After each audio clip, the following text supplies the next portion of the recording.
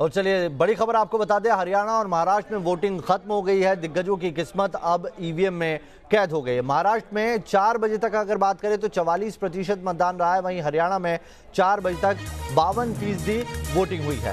फिल्मी सितारों ने आज जमकर मतदान किया है। कई तस्वीरें ऐसी महानगरी मुंबई से आई जहां पर फिल्मी सितारे सुबह से ही मतदान करने के लिए पहुंच गए थे। चलिए आपको दिखाते हैं मुंबई में 3 खानों की वोटिंग किस तरीके से रही। शाहरुख, सलमान और आमिर ने आज सुबह सुबह घर से बाहर निकलकर मताधिकार का इस्तेमाल किया। तो तस्वीरें हम आपको दिखा रहे हैं। शाहरुख खान सबसे पहले दिखाई पड़े पोलिंग बूथ पर अपनी पत्नी गौरी खान के साथ। वो बांद्रा के एक पोलिंग बूथ पर पहुंचे थे जहां पर उन्होंने मताधिकार का इस्तेमाल किया और लोगों से अपील की है कि वो ज्यादा से ज्यादा संख्या में बाहर निकले। आपको बता दें कि महानगरी मुंबई में वोटों की रफ्तार सुस्त होती है और आज भी कुछ ऐसा ही दिखाई पड़ा। इसीलिए सारे फिल्मी सितारे एक ही अपील करते नजर आए हैं कि आप बाहर निकलें और मताधिकार का इस्तेमाल करें। ये सलमान खान की तस्वीर देख रहे हैं आप, बांद्रा के 177 नंबर पोलिंग बूथ पर जाकर उन्होंने मतदान का इस्तेमाल किया। इधर महाराष्ट्र के चुनाव में बॉलीवुड सितारों के अलग अलग रंग देखने को मिल रहे हैं। आपको बता दें कि सभी बड़े स्टार्स ने घरों से निकलकर मतदान किया और लोगों से वोटिंग की अपील भी की है। देखिए मुंबई से हमारी एक खास रिपोर्ट।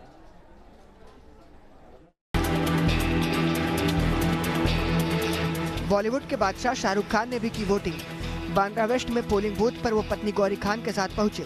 पुलिस की सुरक्षा में Shahrukh Khan Mount Mary high school के पोलिंग बूथ संख्या 177 में पहुंचे और उन्होंने मतदान किया। वोटिंग के बाद बाहर निकलते हुए शाहरुख खान से पत्रकारों ने सवाल पूछने की कोशिश की, लेकिन वो बिना कुछ कहे वहां से रवाना हो गए। बच्चन परिवार ने भी अपने मताधिकार का इस्तेमाल किया। जोही इलाके में जया बच्चन, ऐश्वर्या राय और अभिषेक बच्चन ने वोट डाला। तीनों लोग एक साथ मतदान के लिए पहुंचे थे। हालांकि तीनों ने मीडिया से कोई बात नहीं की। मुंबई के बांद्रा इलाके में दीपिका पादुकोण ने भी वोट डाला। बॉलीवुड के राजा बाबू गोविंदा भी लोकतंत्र के महापर्व को मनाने के लिए घर से बाहर निकले। फिल्मी पर्दे पर अपनी लाजवाब अदाकारी से फैंस का मनोरंजन करने वाले गोविंदा पत्नी सुनीता के साथ पोलिंग बूथ पर पहुंचे और उन्होंने वोटिंग की। वोट डालने के बाद गोविंदा ने मुंबई वासियों से ज्यादा संख्या में वोट डालने की अपील की। कृपया आपके जीवन में जो आपका हक है इसे आप पूरी तरह निभाएं और आगे आए जीवन में और आगे आके आपका ये हक निभाए अच्छे से। फिल्म एक्टर अनिल कपूर ने भी मतदान के कर्तव्य को निभाया। वो घर से बाहर निकले और पोलिंग बूथ पर पहुंचकर मतदान किया। बॉलीवुड की ड्रीम गर्ल कही जाने वाली हेमा मालिनी भी मतदान करने पहुंची और लोगों से मतदान की अपील की। फिल्म एक्टर विवेक ओबराय भी अपने परिवार के साथ वोटिंग करने पहुंचे। विवेक के साथ उनके पिता सुरेश ओबराय भी मौजूद थे। दोनों ने मतदान किया और मुंबई वासियों से अपील की कि वोटिंग के लिए ज्यादा से ज्यादा संख्या में पोलिंग बूथ पर पहुंचे। वोटर से यही अपील करना चाहेंगे कि वोट करना सिर्फ एक हक नहीं है, एक दायित्व है, एक रिस्पॉन्सिबिलिटी भी है। तो अपनी राइट और रिस्पॉन्सिबिलिटी दोनों को एक्सरसाइज करना चाहिए। बिल्कुल वोट करना चाहिए। आकर अभी भी पूरा दिन बचा है, तो जो लोग प्लानिंग नहीं कर रहे हैं वोट करने की, प्लीज अपना मन बदलिए और आइए और वोट कीजिए। फिल्म एक्टर डिनो मोरिया भी वोटिंग करने पहुंचे। डिनो मोरिया ने वोटिंग की स्याही वाले निशान दिखाए। संदेश यही देना चाहता हूँ कि जो भी महाराष्ट्र में है जाके वोट कर लो, क्योंकि ये बहुत अहम दिन है। अगर आप अच्छे दिन चाहिए तो आप सही कैंडिडेट को चुन लो जो तुम्हें लगता है कि सबसे काबिल है। बॉलीवुड के प्रेम यानी प्रेम चोपड़ा भी वोटिंग के लिए घर से बाहर निकले और लोकतंत्र के इस महापर्व पर लोगों से वोटिंग की अपील की। आप जो बैठोगे गौरव को आना चाहिए। आपने वोट का तुम्हें हक है, जिसको वोट देना है, जो जिस पार्टी को आप सिलेक्ट करना चाहते हैं वो आपका हक है। वोट देना आपका हक है और नहीं देंगे तो फिर बाद में पछताएं। बॉलीवुड का संदेश साफ है, पहले मतदान फिर दूसरा काम। Team news nation.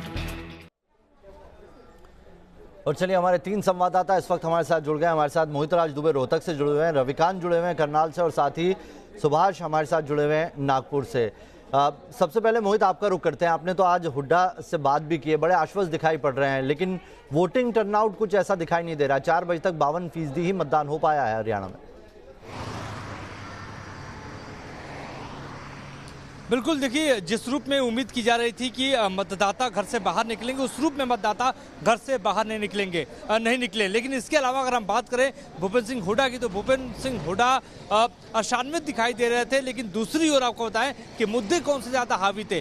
राष्ट्रीय मुद्दे रोहतक में सबसे ज़्यादा हावी दिखाई दिए, धारा 370 यहाँ पे सबसे ज़्यादा हावी दिखाई दिया। और जो प्रत्याशी थे खासतौर पर सतीश नंदाल, वो धारा 370 की बात कर रहे थे, 35A की बात कर रहे थे और कह रहे थे कि प्रधानमंत्री नरेंद्र मोदी ने अब तक कश्मीर को लेकर जो बड़े काम किए, सरहद पे जो पाकिस्तान को मुंहतोड़ उन्होंने जवाब दिया है, वही यहाँ का सबसे बड़ा मुद्दा है। लेकिन दूसरी ओर भूपेंद्र सिंह हुड्डा ये कह रहे थे कि स्थानीय मुद्दे सबसे बड़े मुद्दे हैं। लेकिन अब कुल मिला के देखिए जनता जनार्दन ने अपना फैसला कर दिया है।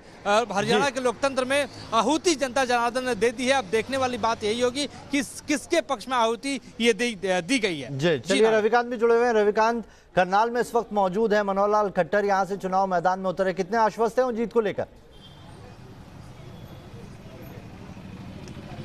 देखिए, अगर करनाल की बात करें तो करनाल को सीएम सिटी कहा जाता है और यहाँ पर जो दो अलग अलग पार्टियों के उम्मीदवार हैं जिनको मनोहर लाल खट्टर के खिलाफ में उतारा गया है, उन उम्मीदवारों का नाम भी यहाँ के मतदाताओं को बहुत हद तक पता नहीं था। ऐसे में एक बार दोबारा उम्मीद की जाती है, क्योंकि पिछली बार जब विधानसभा के चुनाव हुए थे तो यही करनाल से रिकॉर्ड मतों से मनोहर लाल खट्टर विजयी हुए थे और मुख्यमंत्री बने। इस बार भी मनोहर लाल खट्टर से हमने बातचीत की, उनको उम्मीद है कि परिणाम वही आएंगे, क्योंकि जेजेपी और कांग्रेस के बीच में जाट वोटों का बंटवारा होता हुआ भारतीय जनता पार्टी देख रही है और उसका सीधा फायदा बीजेपी को यहां पर मिलने वाला है। और बीजेपी के तमाम बड़े नेताओं को लगता है कि इस कांग्रेस की मतभेद और जेजेपी का आईएनएलडी का टूटना उनके लिए फायदेमंद रहेगा और एक बार फिर जो है हरियाणा में दोबारा भारतीय जनता पार्टी की सरकार बनती हुए उन्हें दिखाई दे रही है। चलिए अब नागपुर का रुख कर लेते हैं, सुभाष शिर्के जुड़े हुए हैं। सुभाष, देवेंद्र फडणवीस खुद यहां से दक्षिण पश्चिम सीट से चुनावी मैदान में है। गडकरी कह चुके हैं वही अगले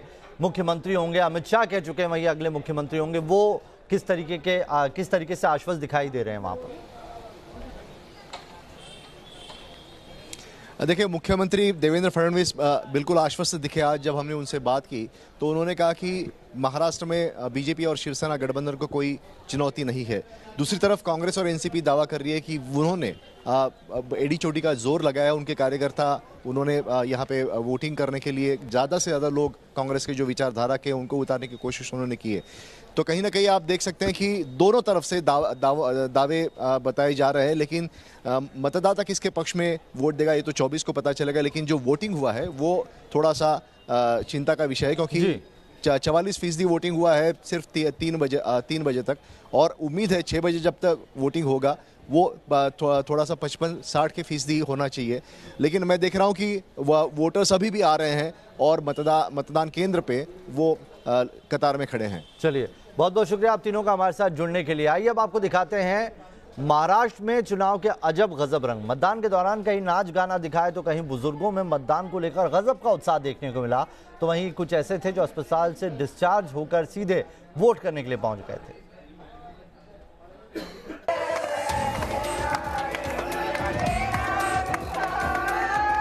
पोलिंग बूथ के बाहर थिरक उठी महिलाएं। मौका लोकतंत्र के उत्सव का था तो रोहतक में कुछ इस अंदाज में महिलाओं ने मतदान का जश्न मनाया। हरियाणा विधानसभा चुनाव में और भी अजब गजब तस्वीरें देखने को मिली। सूबे के सीएम और बीजेपी नेता मनोहर लाल खट्टर साइकिल से वोट डालने पहुंचे। सीएम खट्टर करनाल में साइकिल से मतदान करने पहुंचे और कहा कि वो पर्यावरण संरक्षण का संदेश दे रहे हैं। तो वहीं हरियाणा के एक और दिग्गज नेता ट्रैक्टर से वोट डालने पहुंचे। जननायक जनता पार्टी के प्रमुख दुष्यंत चौटाला ट्रैक्टर से मतदान करने सिरसा पहुंचे।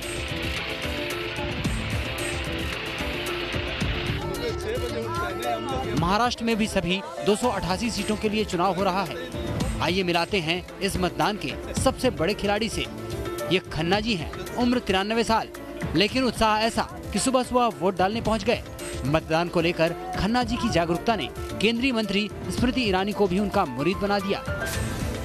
आज के अगर कोई हीरो हैं तो खन्ना जी हैं। आर्मी में 93 इयर्स ओल्ड वोट देता है तुसी।